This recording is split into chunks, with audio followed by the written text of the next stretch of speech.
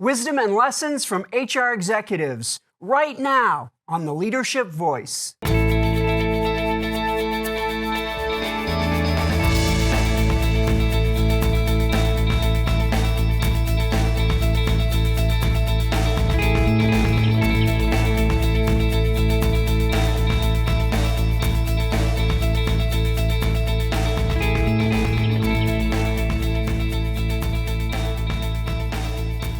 Welcome to the Leadership Voice. I'm your host, Jay Barbuto.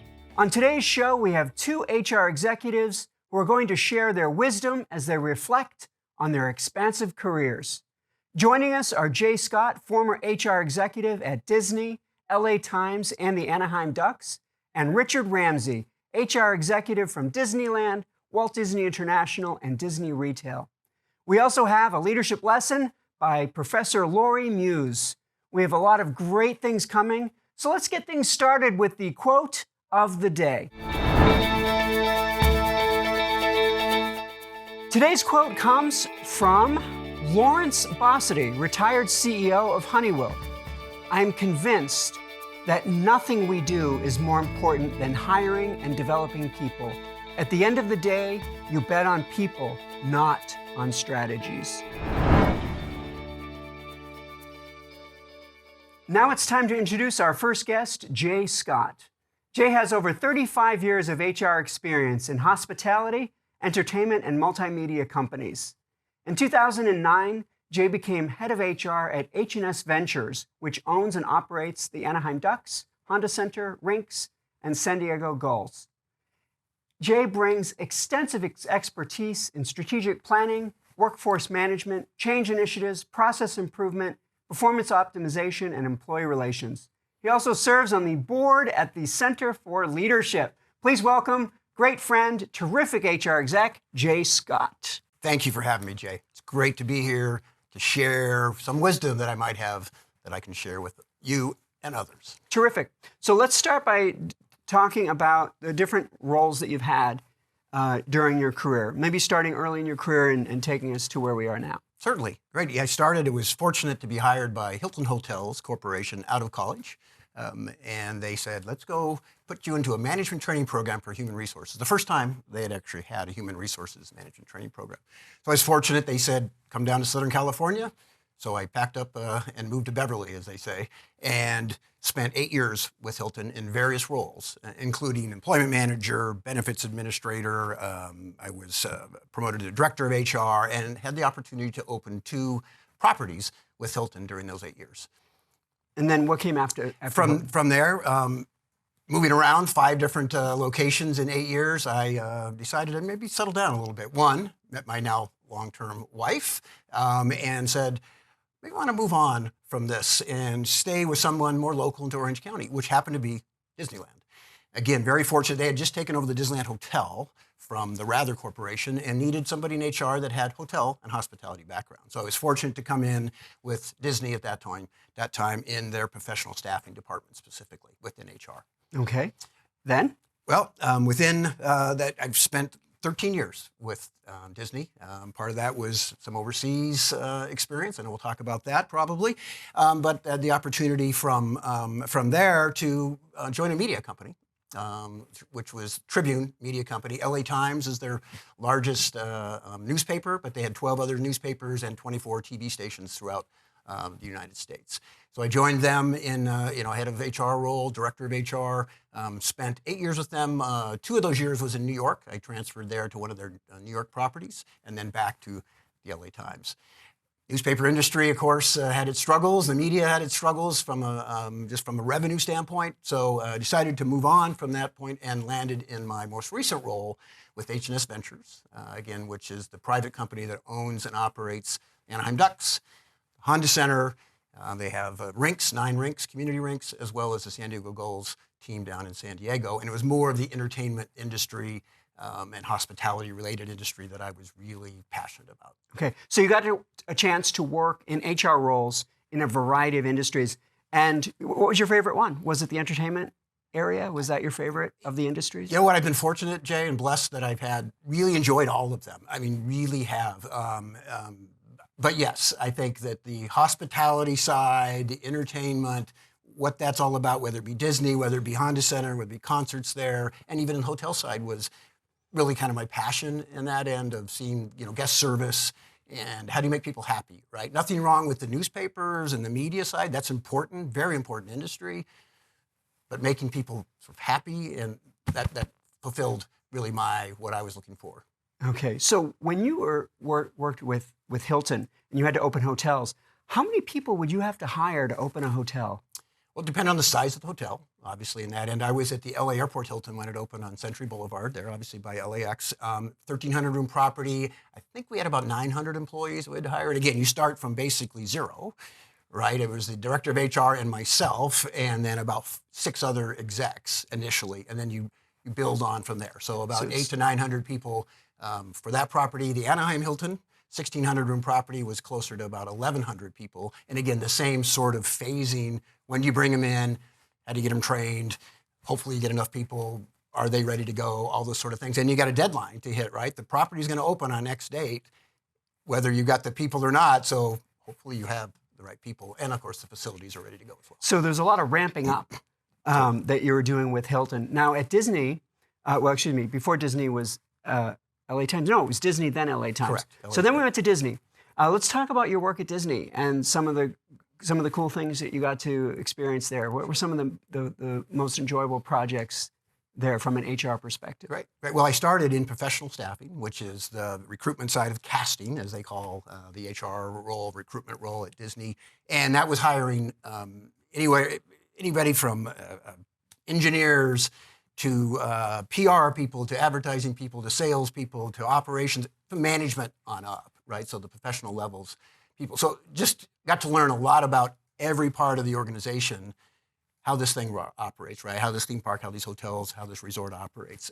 So very fluid and diverse, which I really loved in that end. So I spent 6 years heading up the professional staffing group, and then they said, how about you go into cast relations, which is really employee relations, right? So a little different focus, right? Now you're dealing with union negotiations. Now you're dealing with EEOC charges. Now you're dealing with grievances. Now you're dealing with really those things that happen on the kind of the dark side, so to speak, maybe of an organization, but are very important as well, right? To follow the laws, to make sure people are handled appropriately, and if they bring up issues, concerns. And also we did a lot of training of our leadership there to how to do leadership and how to not get into maybe issues and problems and that sort of thing. So those were awesome experiences as well.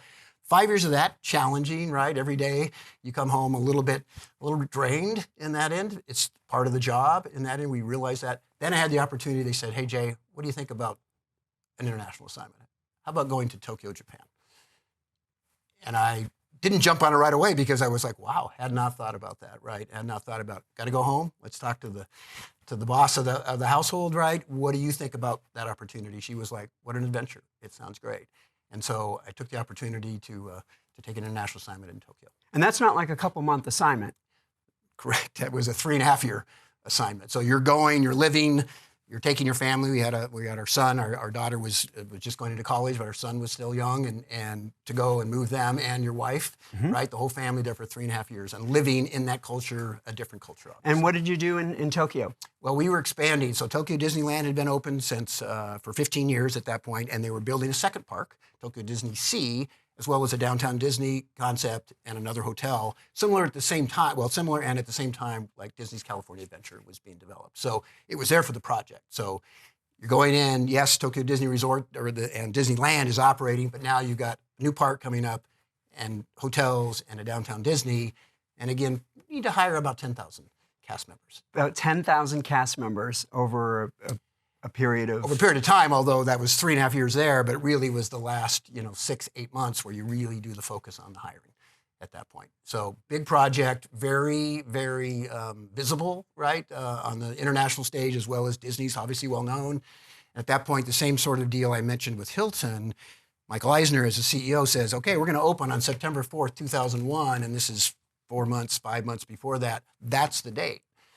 And we're not changing that date, so be ready, right? Get it ready to go. So lots of pressure, but exciting pressure, right? You saw that literally from groundbreaking to grand opening, and to be there and to see that and step back as an HR professional and with my team to go, wow, we got something to be proud of. That successful opening, and one of the most successful ones they had in their company. That's terrific. So what did you learn about large-scale recruiting? Because you actually have had a couple of different stops where you were charged with large-scale mass recruiting, ramping up of teams and ramping up of staff. What are some things you've picked up along the way, real good tips or wisdom around large-scale recruiting? Well, it's similar but very different, you're right, than just your day-to-day, right? You're operating, you've got 4 positions, 8 positions, whatever, you got to fill those, right? So you still have to have an employment message from a PR standpoint, or what's your value that you're adding out there. But the bigger part is the plan. And you referenced that, the ramping up, right? So when are you going to bring people on? How quickly are you going to bring them on? What's the experience going to be like for them? You have a cost standpoint too, unfortunately or unfortunately. Labor's costly, especially when you're not open yet. Now you add staff, and that's a cost, right? You have no revenue coming in, that's a cost. So you have to balance that cost with getting them on board, getting them trained if they need training, and getting them indoctrinated and ready to go, so that when you're open, it's also a grand opening and a successful opening, right? You don't want to have staff that aren't prepared and aren't trained. So the biggest part there was the planning standpoint and just sequencing. Who are you going to hire when? And there's always those financial potential pressures against that. So I think that was the biggest part, as well as just do a SWOT analysis at the end of the day, right? Who is the competition out there? What's the labor market at like currently? Where's our pay? Are we competitive? Are we going to be at the 90th percentile or the 50th percentile? What's our benefit package going to look like? All those things combined. Now in Tokyo, now you're talking about some different laws and different regulations and different cultures, and obviously in a foreign country, which is another ramp up for me just to learn those things, to be able to be prepared and to do a better job of it. But I think it's that planning, Jay, is the biggest piece, and getting ahead of it. And timing it. Timing it, exactly. Yeah, if you've got 11,000 employees, you're not going to hire all 11,000 all at once. So knowing which roles need to be hired first, trained, ramped up, then I assume they then become part of some of the process. Exactly, and what you do have some pressure sometimes from your other department heads that are like, well, I need my people first, right? They all say that to some degree, right? I want them first and I can train them, or, all this sort of things. And so you have to kind of balance that out with the executives as well, going, well, wait a second, let's walk through that. Maybe you get this level within your department first, we'll hire the other levels following that, right? So you're kind of having that push and pull even within your own organization, that they want people on board first. And the other part with Hilton as well, but also Disney, was we wanted the experience to be a good one for the applicant, even if they didn't get hired, right? We wanted to make sure Disney and Hilton agree that they didn't feel bad about their experience, that they would want to come to the parks or they want to stay on our hotels, right? Even though they didn't get hired. And in Tokyo, to work for Disney was kind of a big thing for people. And we didn't have any problem getting people. That was a nice problem to have. The problem was sort of a little bit of like, we want to make sure it's a good experience. And also, how do you handle the masses? What's your process? We rented out hotel space, convention space within a hotel. We had the characters come out and keep them entertained while they're waiting to go through an interview process, right? And so we made it a show. We made it just like an on-stage show that you would have with pageantry in the pageant to a degree, yes. And that's cost money and time and planning. You got the entertainment department to be able to help you do all those sort of things, right? But we really wanted to make it a good experience for all those applicants that came. So coming out of that experience, you're spending 3.5 years in Tokyo. When you came back to the U.S., how did you feel about your own professional development? Well, I tell you, it was the best experience I ever had from a standpoint of professional development and also personal development, right? Of like going to a foreign country, living there, dealing with how do you find the post office and buy a stamp. I mean, it's almost not quite that. They had great training and they had videotapes back then, when they had videotapes of how to live and shop and that sort of thing. But also the experience of the world doesn't revolve around, let's say, Orange County, where you grew up or maybe lived, right? The world doesn't just revolve around the United States. There's a whole, literally, world, right, out there, and different cultures. And if you live there, especially, you experience it and you can appreciate those cultures, and you walk in those people's shoes, so to speak, right? So those things for me, as well as, yeah, it was a great experience professionally. The unfortunate part was we opened 1 week before 9/11 happened.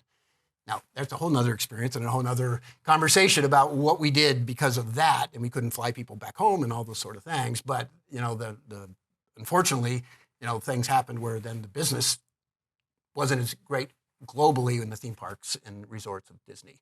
But you can't control those things either, right? Right. So let's talk about H&S Ventures. How did you end up in the Ducks organization? How did you end up over there? Thanks for that question. It was fortuitous. So back in, again, Mighty Ducks were owned by Disney. So when I was working for Disneyland at that point, they started the Mighty Ducks, right? It was a quick ramp up at that point. I was in professional staffing, and they asked me to help a little bit of hiring certain people. I'd hired a director of sales, and he was working at the Queen Mary at the time that we operated, and he actually got the opportunity to go to the Mighty Ducks as head of sales. So he said, can you help a little bit on some of his recruiting, which I did. And then he mentioned that my wife, didn't she do sales? He had met her at one point, and I'm like, yeah, but here's her resume. So she got hired at the Mighty Ducks back in 1993. Worked there 3 years. I loved hockey. I just adopted the Ducks anyway. I got to go to games. It was awesome in that end. So that was years before, right? That was 1993. Now, fast forward, I actually used an executive recruiter because I was working in downtown LA with the LA Times, and I wanted to live still in Orange County. I wanted to work in Orange County. First time I had used a recruiter to search out a job, and that recruitment agency got that job to hire, and they brought me in for interviews. They knew I interviewed with some people that I had known and my wife had worked for years before. Helpful in that end, right? And was You're already part really of your thrilled. network. Yes, part of my network. So I was thrilled, and it was back to entertainment, right? And making people happy, and that's where I wanted to be.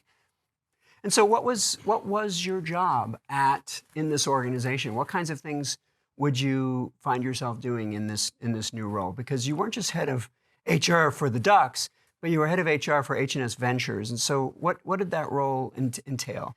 Yeah, it's kind of a split personality almost to some degree. The Ducks, Honda Center were more of what you expect, kind of a typical corporation, right? Structures, organizational structures, profit and loss statements. You go through all your financials, that sort of thing, trying to drive revenue, trying to get people to come to games, concerts, all those sort of things. So that I felt pretty comfortable with in that end. The family office, which is H&S Ventures, right, started by the Samueli family, awesome people. Now you have family members, you have personalities, you have, they operate a little bit different in that standpoint, just from a standpoint of like, listen, we're philanthropists first and foremost. That was who they are about. So it's not a profit and loss like a corporation or more on the other side of it. It's more of like, how do you take care of the family? And people ask about family offices, and it's basically like we support them, and however you would do it on your own family, making sure their bills are paid, their cars have their oil changed, right? They have maybe need a housekeeper, a nanny, for example, and so we have different people that help them do that, and so they can then focus on their philanthropy and community engagement and that sort of thing. So you're very much it's more personal, if I can put it that way, in a good way. Right, in a good way, but there's other challenges to that. I never had to hire a pilot before when I worked for Disney. Well, they had an airplane, so we have to hire a pilot, right? So those sort of things. So you get a wide variety of things that you might be overseeing that you might typically not experience in the other setting. So if you were to compare being a chief HR executive for a corporation versus being in that role for a private entity, how is that different? From an HR side, I already kind of referenced a little bit there, but I think it's the big part in private is, one, you're not so profit driven. Depends on the private company, I realize, right? But there's not a board of directors, there's not a stock price, right? You're not a publicly held company, so you're not driven every quarter when you're going to deliver your results. Is the stock going to go up or is it going to drop down, right? So you're not as reactive to that. So it's, I think, a little more long-term, where it's like, okay, what's the legacy this private company wants to have, right? Longer term than maybe a corporation has. There's less bureaucracy. I could go to ownership and say, I'd like to do this. I'm thinking about doing that. And they go, sounds like a great idea. I didn't have to do a PowerPoint presentation. I didn't have to have 5 meetings with them normally in that end. They would say yes or no. A lot of times I got a yes, which I thought was awesome, except for the fact, the separate part of that is maybe you don't have the support that you would have in a larger corporation, right? Disney had bench strength. Disney could pull, hey, we need somebody to come in and do this or that. I'd look around the room and go, well, I have myself and 3 people at the time in HR, so do I go to consultants, right? Do I have to kind of farm out some of that? So there's the balance of bureaucracy, less of that, but maybe not the support from a just, whether it be staffing or, and not necessarily financial, but those other things. I didn't have a big IT team if you want to roll out a new HRIS system, for example. So you got to have to think those things through. So how are you going to do that, even though we got the approval in a private company? You're going to use different resources than you would have in a corporation. Right. So sometimes it's easy, it's quicker in decision making, but it can sometimes be more challenging in implementation. Exactly. So what advice would you give a junior HR executive that wants to eventually become head of HR? What advice would you give them? Well, one, they've already chosen, right, to be in HR. I think that's a good decision. It's a great profession. It's grown over the years.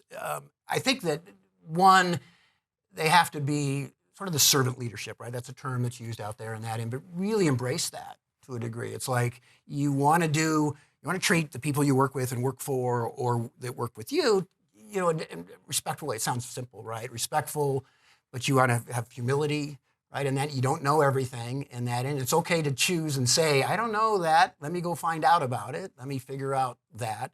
But it's also relationship building and trust and integrity. Have your yes be yes and your no be no. Follow through on what you say you're going to do. There's a tendency, and I had this experience at times, that if you overpromise because you want to do right things and you can't get it done, right? There's 24 hours in a day and that's it, and you can't get it done. So don't overpromise where you can't. It's okay to say no. Hey, let's think about that. Can we prioritize that in that end? Because if you don't follow through, the next thing you know, it's like, well, I guess that guy can't or that gal can't do the job, right? In that end. So I think it's that.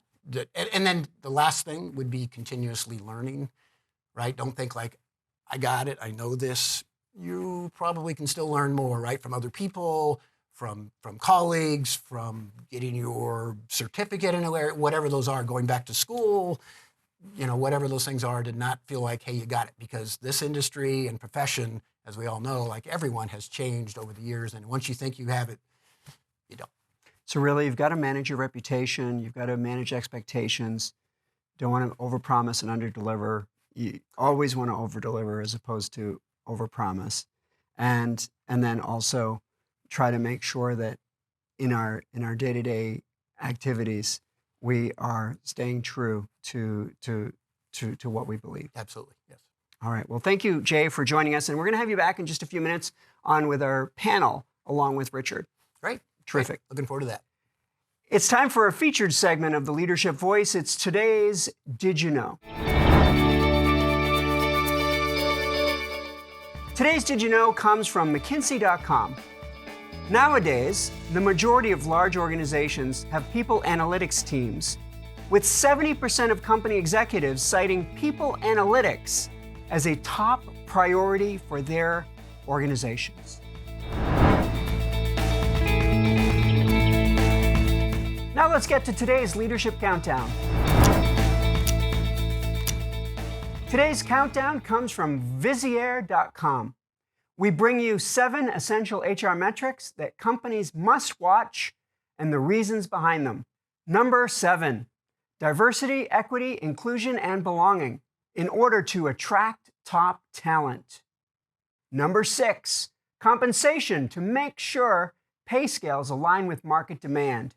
The number 5 HR metric to watch is the total cost of workforce, including people overhead and facilities. Number 4, employee engagement. The higher the employee engagement, the lower the employee burnout and voluntary turnover rates.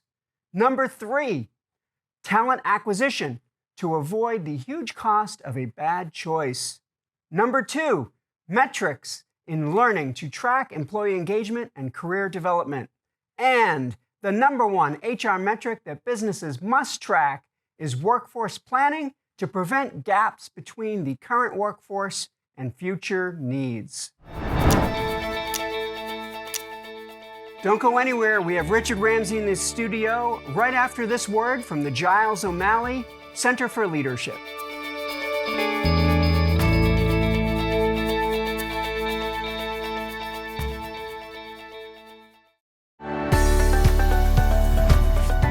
The Bringing Learning to Work program is our way of connecting the faculty of Cal State Fullerton with the business community of Orange County and Southern California. We have over 72 training programs that are available via distance or face-to-face.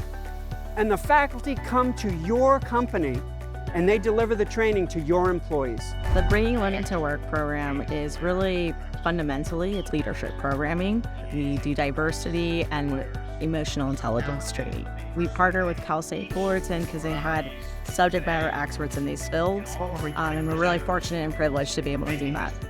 Many companies can't afford training and development personnel.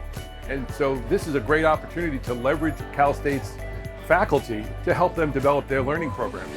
The leadership of the center and the students allow me to not only bring leadership development to my company, but allow me to interact with some amazing students who have grit, potential, and just amazing futures in front of them, and I get to take part of that. It's a wonderful feeling.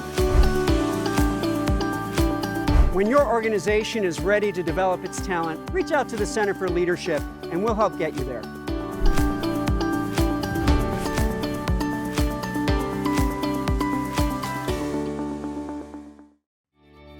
Welcome back to the Leadership Voice. Our next guest is Richard Ramsey.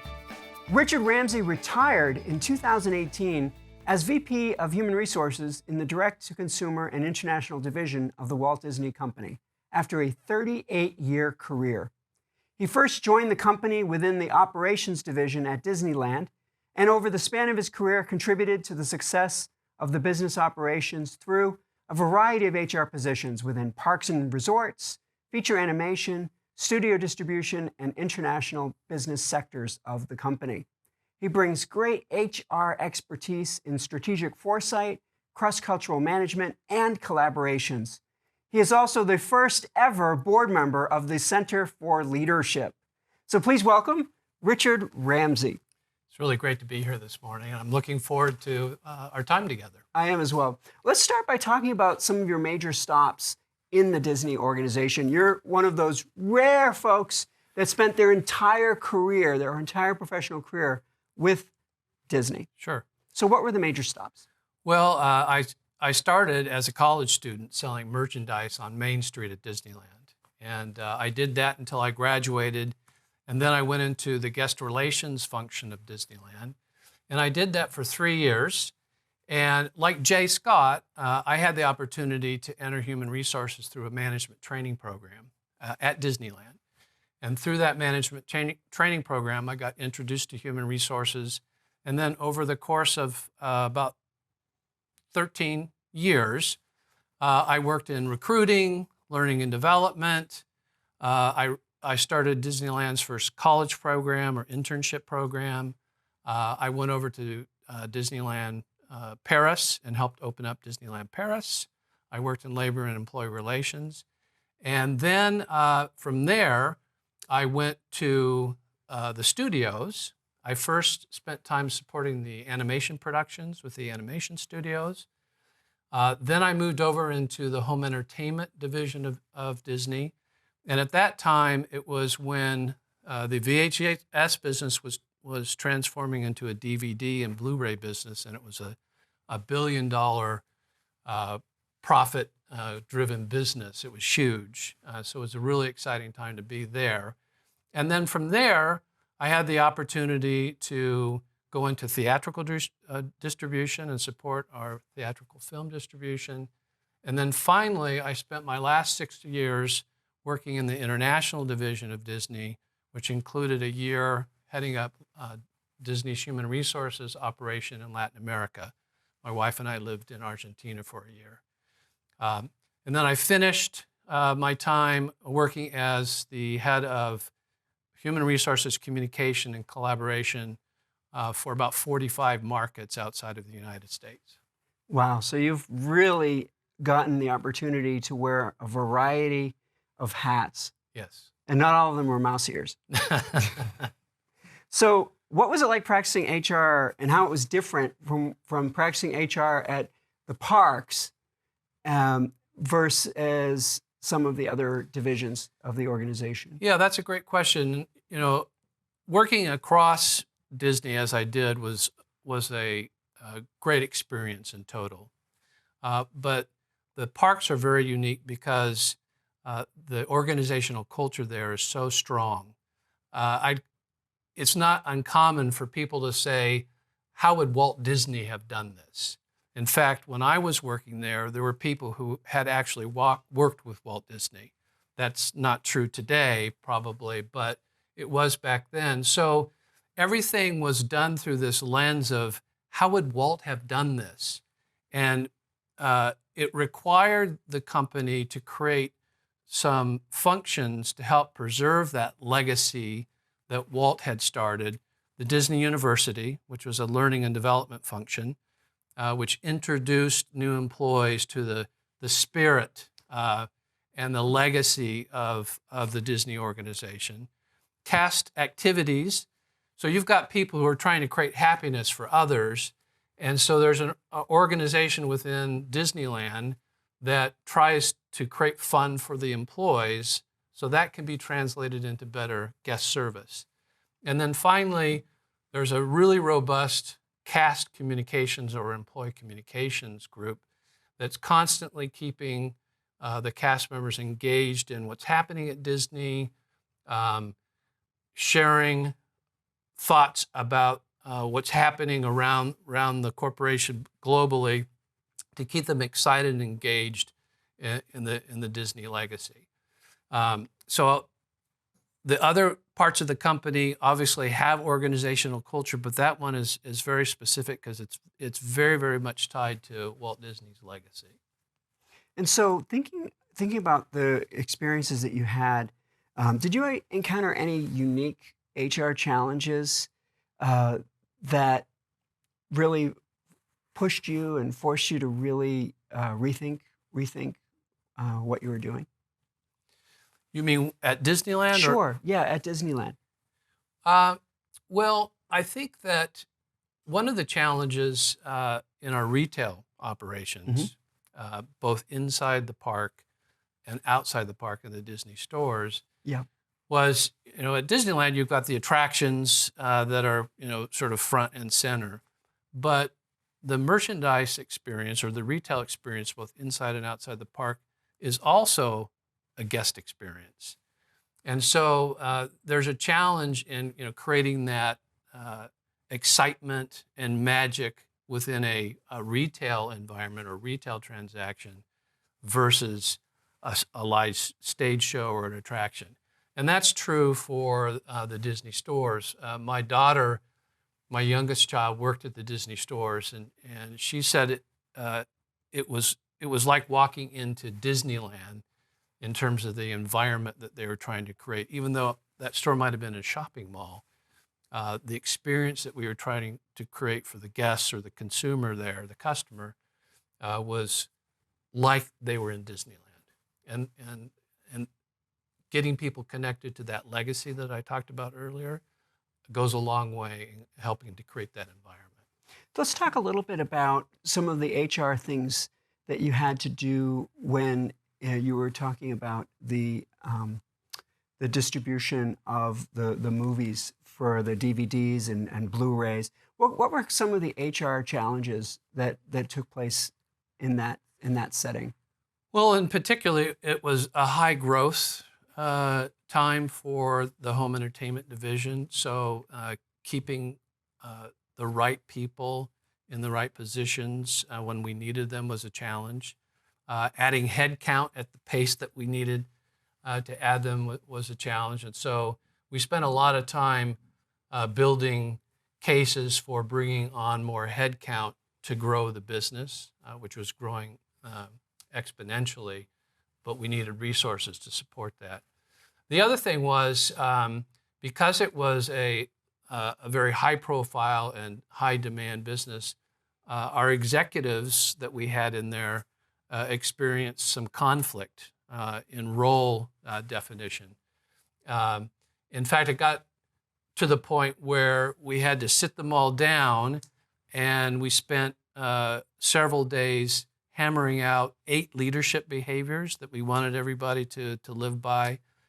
We gave them all 360 feedback, and we got executive coaches because they are all type A personalities, and they were trying to grow this business, but there was a lot of conflict. And we also mapped out about 1,000 different processes to clearly define who was supposed to be doing what. And my only regret, I think, about that particular experience is we probably should have done all of that sooner. I think we started hearing rumblings about conflict and that there was some challenges in the business because of it. And if I was to go back and do it all over again, I would have started that whole process probably 6 months before I did. Now, earlier you mentioned that you were part of the team that opened Euro Disney. Yes. I think it was called. It was Euro Disney then. Now it's called Disneyland Paris. Disneyland Paris. Yes. So, what was that experience like? Well, it was extraordinary. I think Jay talked about his experience in Japan. We hired 14,000 people in 14 weeks. And so part of my role was to go over with a team of people from the US to help teach the Europeans how to do high volume recruiting. And like in Japan, like Jay was describing, we would take over a hotel and we'd have people lined up around the block trying to get a job at Disneyland Paris. So it was extremely taxing. It was probably the hardest I ever worked in my career.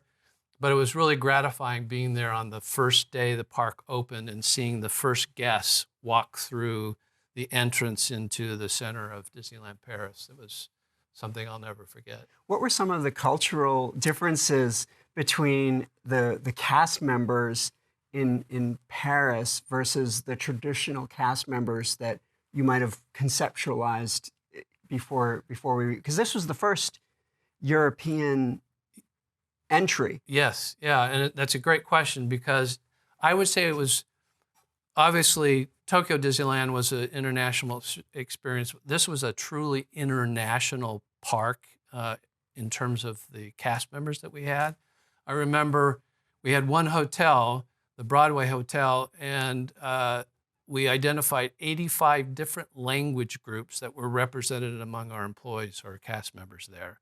So not only did you have guests from all over Europe coming to the park, which you had to accommodate culturally, but you also had 85 different language groups working inside your employee population. So being a good cross-cultural manager and being sensitive to cross-cultural issues was paramount. And that experience was so invaluable to me as I later in my career worked overseas in Latin America, and then also worked across 45 different countries outside of the U.S. Yeah, it must have been such an interesting dance between the culture of Paris, Yes. the culture of Europe, Yes. the diverse cultures of Europe, the Disney way, Yes. and finding some balance of those intersecting cultural nuances. Yeah, and if you go back and read, the news during that time,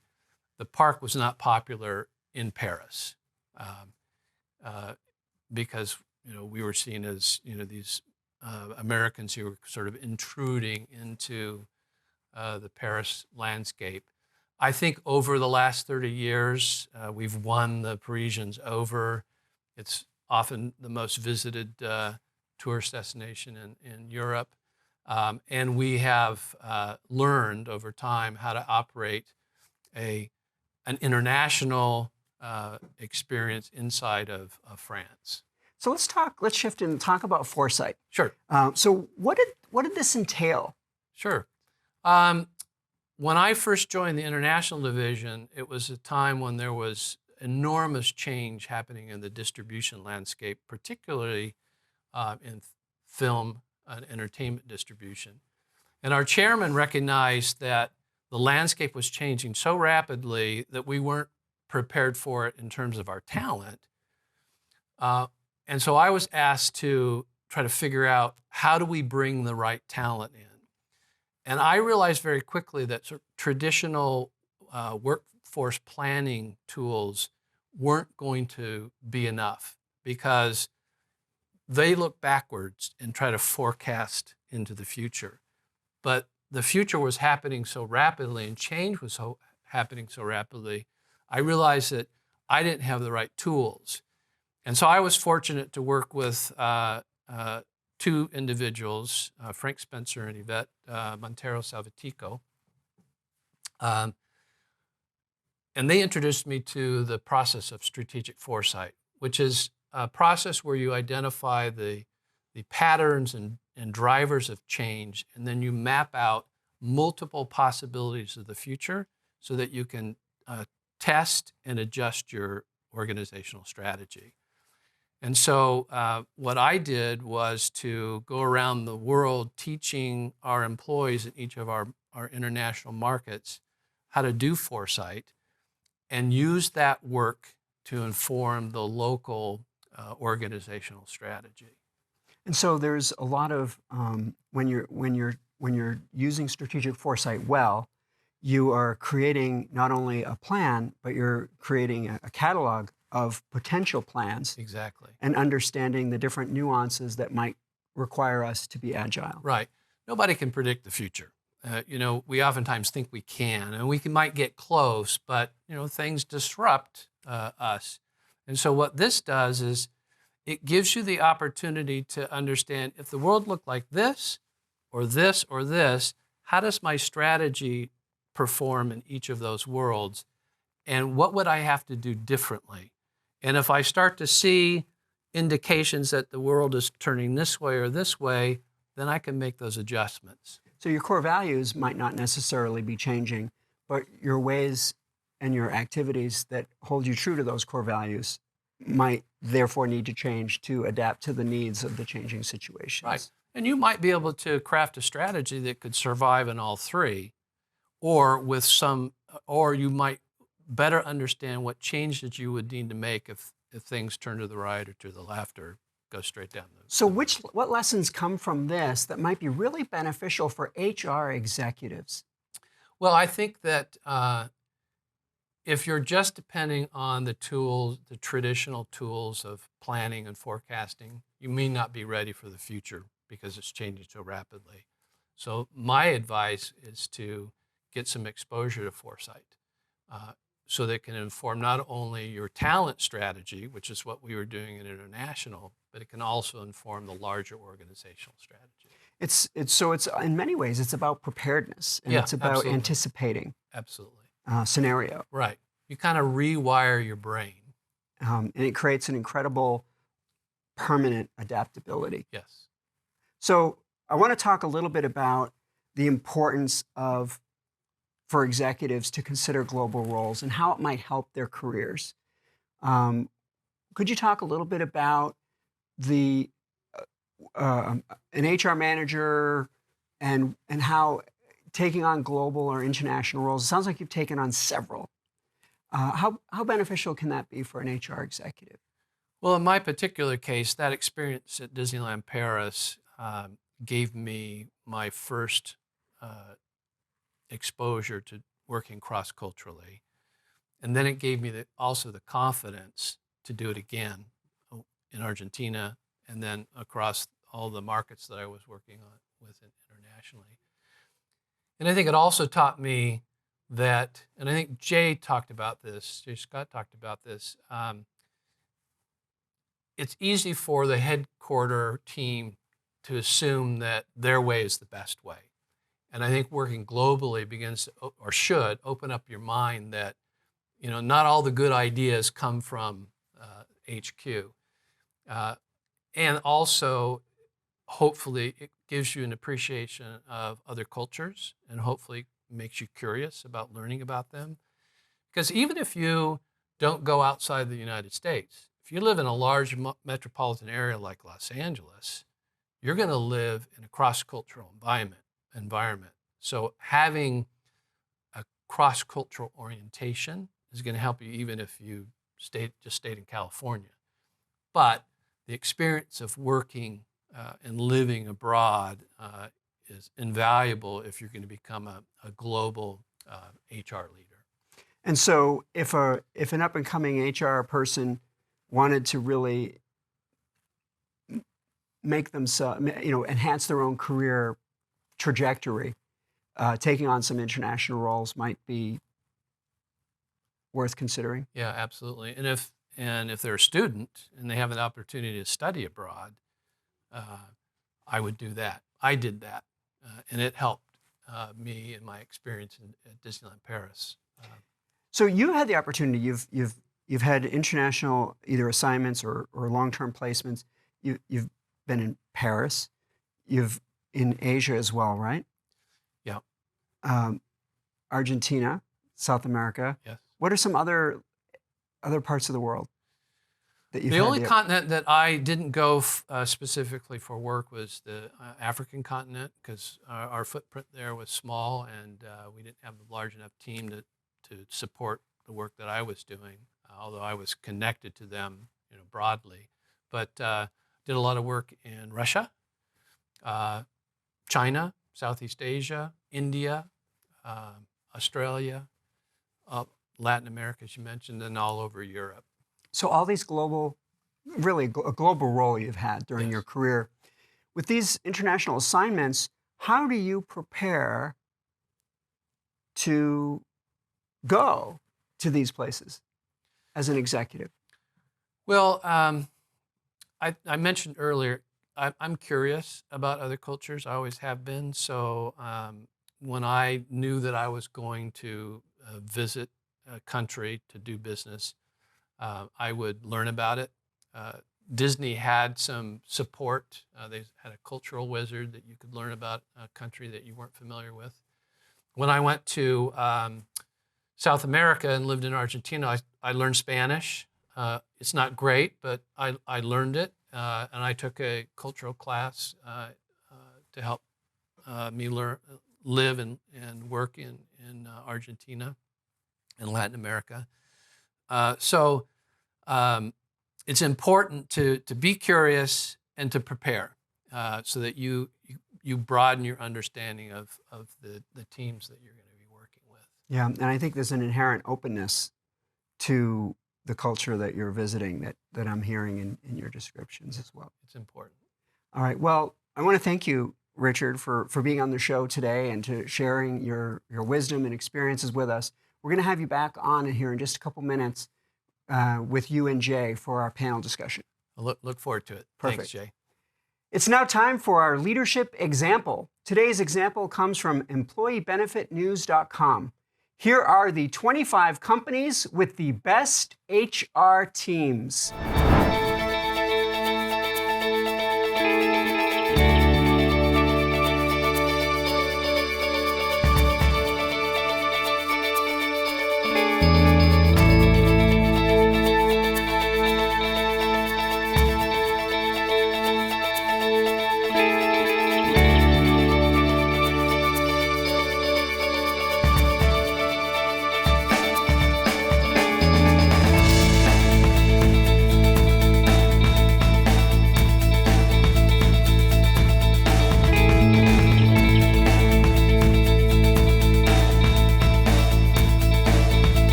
It's now time for today's leadership lesson, being delivered by Dr. Lori Muse. Today, Dr. Muse will be talking about succession planning and knowledge transfer.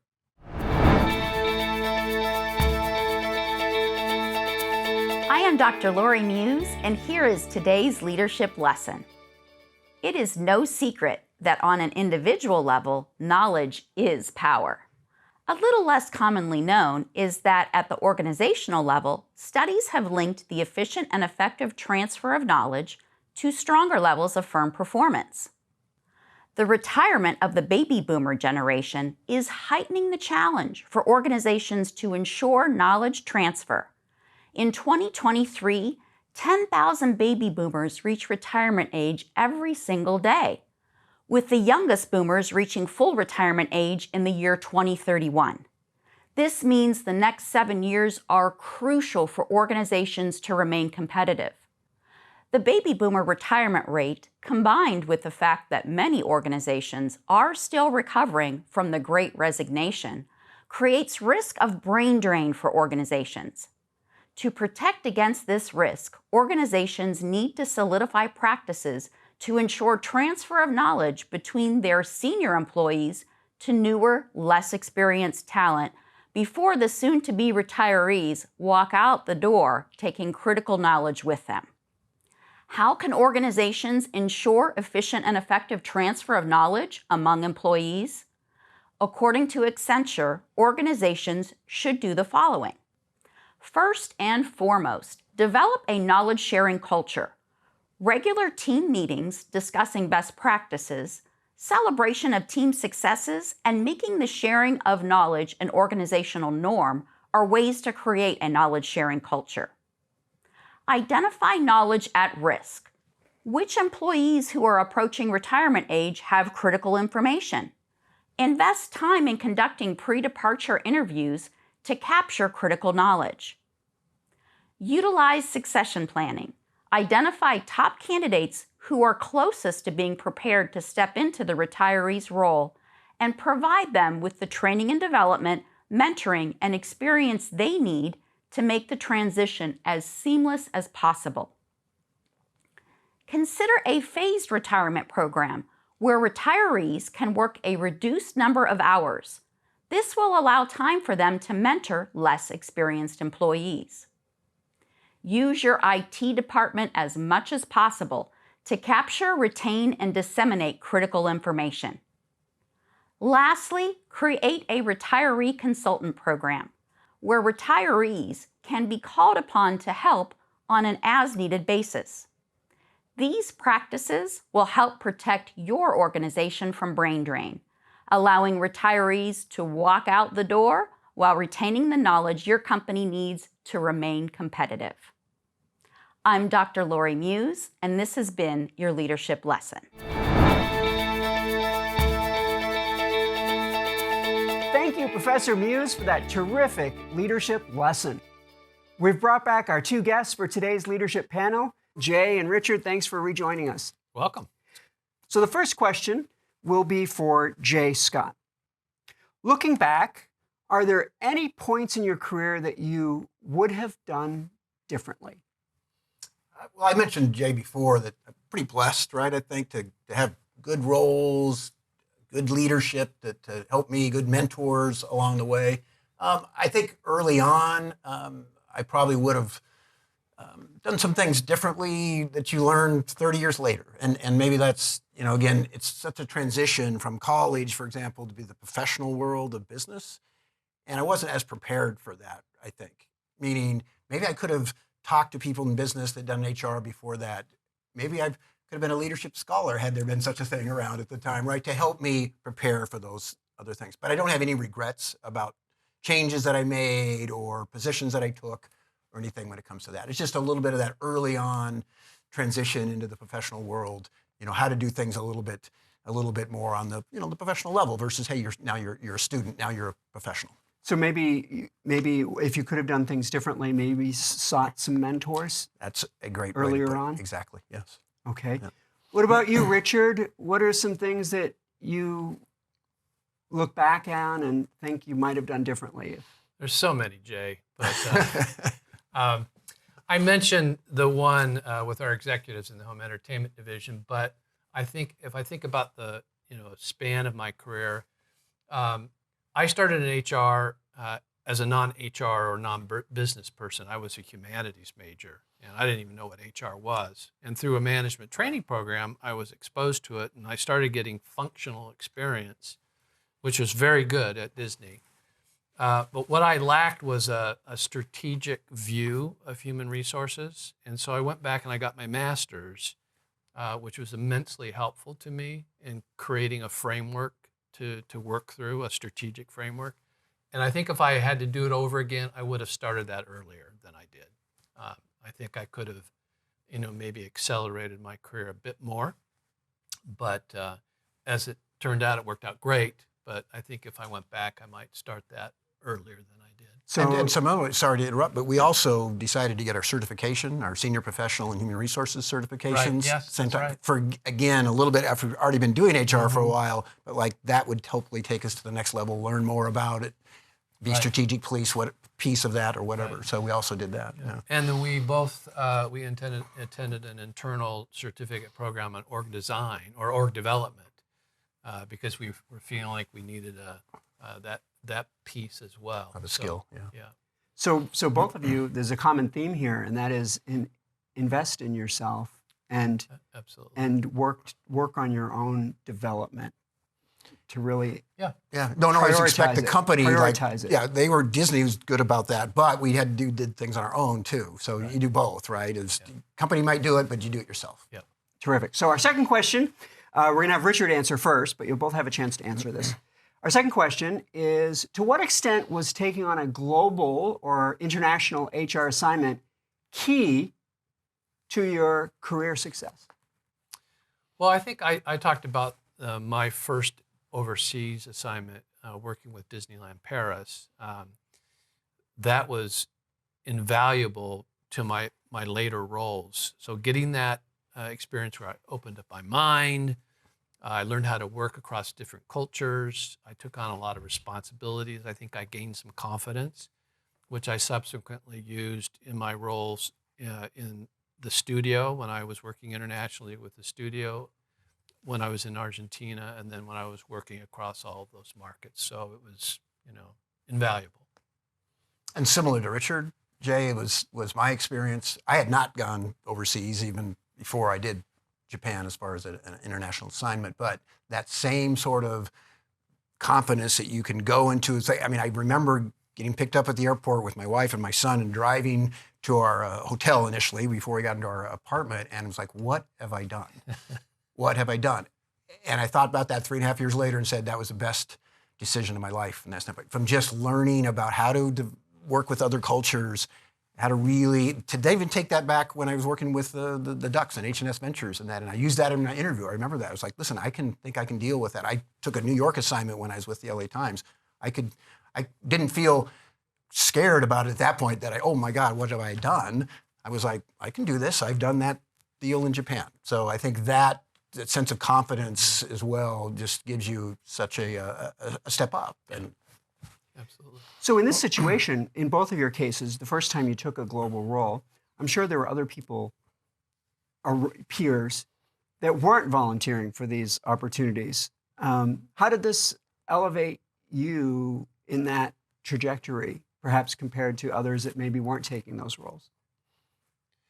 Well, I think obviously we talked about expands your experience and your confidence, but it also expands your network in the organization, especially at the executive level, because now you're seen as a person who's willing to take on a challenge, go and help the company out in a different location.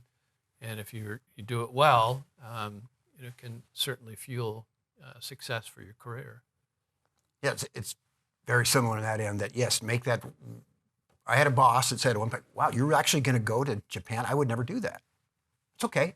Different person, different situation in life, maybe all those things that come around. But to Richard's point, once you make that move, the organization, the network expands, but the organization looks at, this person is willing to take those extra challenges and, again, survive it in some ways, right? And be successful in it. And then, hey, maybe there's another opportunity for them in that end, whether it be within that organization or even your next organization if you happen to, move on. Thank you. So our next question, you'll both answer. Jay, you'll go first. And this is a question about the HR field. So how has HR changed during your career? 35 years. Yeah. How has HR changed during your career? I mean, it's exponential. Every profession has changed, obviously, with the technology is probably the big thing that we would think of. We laughed a little bit earlier that when we started in some of our roles, there was not a computer on your desk. Paper resumes. Paper resumes. It might have been a typewriter even, right? Application form. Application form, fill it out, all those sort of things. So, but what HR especially, it has gone from personnel management, right, and personnel to strategic, place at the table, culture, the handler of your company culture, that the value that HR can add to an organization financially as well, right, is immense now. That wasn't the case 35 years ago or more, right? And so to see that happen from that standpoint has been awesome. And to see the growth of people in that industry. When you talk about HR, it doesn't get used to be like, oh, you hire and fire people, right? And that sort of thing. No, it's like, oh, you're strategic. Oh, you know about this business. And it's more than just the HR world as well. So it's been really exciting to see in that standpoint. And who knows from 30 years from now what it'll look like and how different it'll be. Yeah. And Jay and I used to share our little computer that we inherited from our manager. This was back in the late 80s, early 90s. But to Jay's point, when we first got in HR, it was more personnel management, administrative in nature. I would say that at Disneyland, the HR function was fairly evolved. Mm-hmm. When I went up to the studio, it was still stuck in the administrative phases in many areas. And so I saw it grow from, being a, recruiting and payroll and benefits administration to a strategic business partner over the course of my career. And I was happy to be a part of sort of creating that reputation for human resources in my career. So HR really has changed a lot. So talk about technology and how has technology changed HR? Well, I think to Richard's point, Jay, about the administrative side, it's made that better, meaning quicker, faster, easier. You're not spending so much time on doing the administrative work. It's still administrative pieces of it. It is, right? Because you got laws and you got benefits, you got all those sort of things. But it's allowed them to be more strategic, to get ahead of it. You referenced on your strategic planning, even in that end, workforce planning, right? It just made tools better. So again, you don't have to focus as much on administration. You can focus on really those things that really are going to probably add more value to the organization in that end, like putting in a new HRS system. That was one of the things we did in my last role with the Ducks. And that was big, taking them from basically nothing to that next step up. And it made a world of difference. Plus, your staff wants it. The newer people coming into the workforce want it. And if you're stuck in the paper resume, the paper application process, they're not going to come knocking on your door to begin with. Yeah. And in the last part of my career, I helped with the rollout of a online recruiting platform for the international markets because they didn't have that prior to 2010, 2011. And then I also participated in a global HR operations reorganization where we started to centralize a lot of the HR administrative activities into groups that pulled that away from the business partners and got really good at it. And now Disney has a really robust global HR operations center. So thank you both for your responses on that. So our next question, and Richard, you're going to go first on this one, is what must all HR executives learn and embrace for their own long-term success? Yeah, we talked about strategic foresight earlier. I personally think that's a skill that if an HR executive doesn't have experience with it, they should investigate it. And a lot of that is unlearning some behaviors and learning new ones. So I guess the partner idea to that is you need to be constantly learning and in order to be prepared for what you're doing now, but also for the future. Yeah, evolving, right? I mean, just to not sit in one place, to learn, continue to kind of look ahead of where are things now? Yeah, great, know that well. But what's next on the horizon, right? I worked in the newspaper industry and talked to press operators, and they were like, we've been operating 135 years, the LA Times has been operating. What do you mean we're not going to maybe have newspapers anymore? It was happening, right? And as an HR person, you need to look at those things. Well, what's going to happen in our industry or your industry? And then the last thing for me was understanding the business. Don't just be an expert in HR. You can be an expert in everything, but understand the financials, the marketing, the sales. You're going to be a better HR person by knowing your business and how it operates. What are the key drivers? It's now time for our final word. This is where each of you have a chance to share one final piece of advice or pearl of wisdom for our viewers. And Jay, you're going to get to go first. Well, I think I reference this, but to me, integrity in what you do and how you do it. They have business ethics classes at times, right? It's like, do we have to really teach business ethics? Seems like, shouldn't you know to do the right thing? But it's easier said than done. You get into the work world, right? You get pressures on, hey, we need to do this, we need to do that. And in the HR side, a lot of times it's impacting people. Mm-hmm. So sometimes you have to be true to yourself, well, all the time, I would say, true to yourself and do what you think is the right thing. Stand up for those principles. That may mean you may lose your job potentially. You may, be like, you got to do what I said to do. And if you're not going to do that, you're gone. Sometimes you got to stand up for that and say, you know what, this is the right thing to do in that standpoint. So I think that, again, that character and integrity and honesty, and it's not easy because it's a slippery slope at times, but just be true to yourself and go. Sometimes, put your foot down and say, and I'm going to do the right thing. Discover your core values and stay true to them. Yeah. Exactly. Yeah. Richard, what would be your final word? Well, that was mine, but I'll say I had an HR boss at the studio, Marjorie Randolph, and she told me to always do the right thing. Your legal parameters might allow you to do a broad range of things, and your policy might allow you to do a broad range of things, but she said, you should always ask yourself, what's the right thing to do? Because people are in the very center of our success in an organization, and they're in the center of the future. So I think you need to put people first and do the right thing. And there you have it, our final word. Thank you, Jay and Richard, for joining us for today's show and for our leadership panel. It's been great having you on the show. Thanks, Jay. Yeah, thank you. Been great to be here. If you have a question or need advice, connect with us by email, leadership@fullerton.edu, or on Instagram @CSUF_CFL. Thank you for tuning in today's show, where we captured the wisdom of over 75 years of HR expertise and insights. Thanks to our featured guests, Jay Scott and Richard Ramsey, as well as Professor Lori Muse for delivering today's leadership lesson. Join us each episode of The Leadership Voice, where you will find valuable leadership insights. I'm Jay Barbuto here at the Giles O'Malley Center for Leadership at Cal State Fullerton, and we'll see you next time right here on The Leadership Voice.